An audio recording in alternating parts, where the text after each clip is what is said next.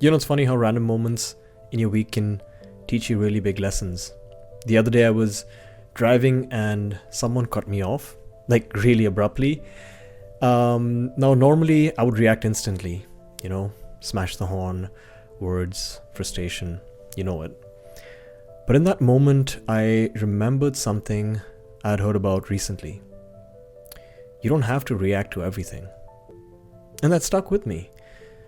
Because the truth is, not everyone deserves your energy.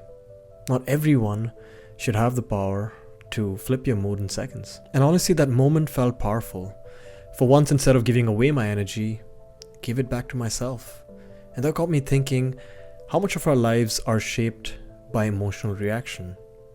I don't know about you, but growing up, I've always been very emotional.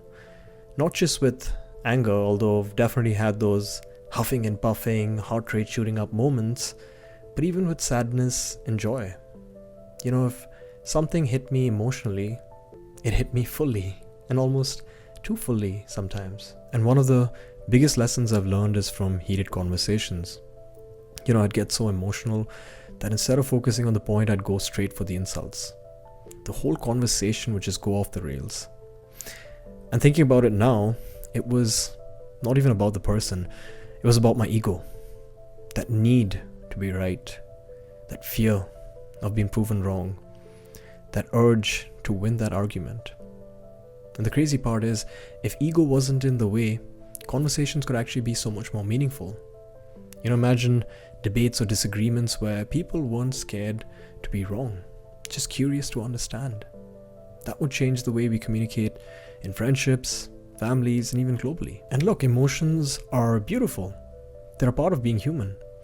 But if you don't learn how to regulate them, if you let every word or action from a stranger dictate the state of your mind, you're basically handing over the keys to your peace. Think about the situations that spiral because of an unchecked reaction. Road rage that turns into fights, arguments that escalate into violence.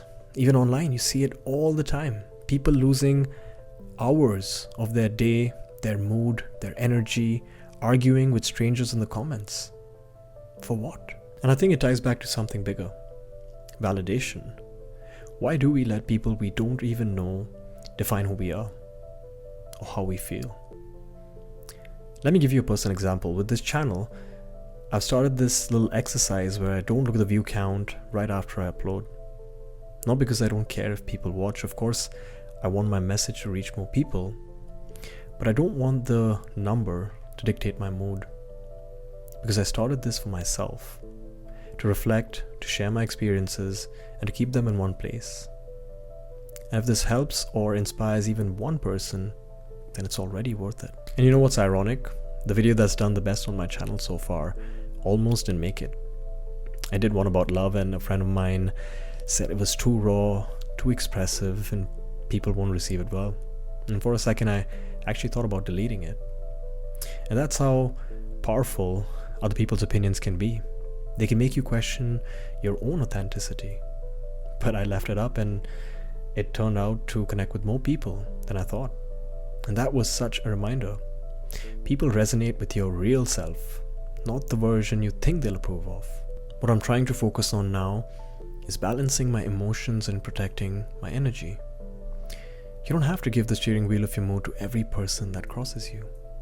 Strangers, friends, likes, comments, views, none of these things should be able to change who you are or how you feel about yourself.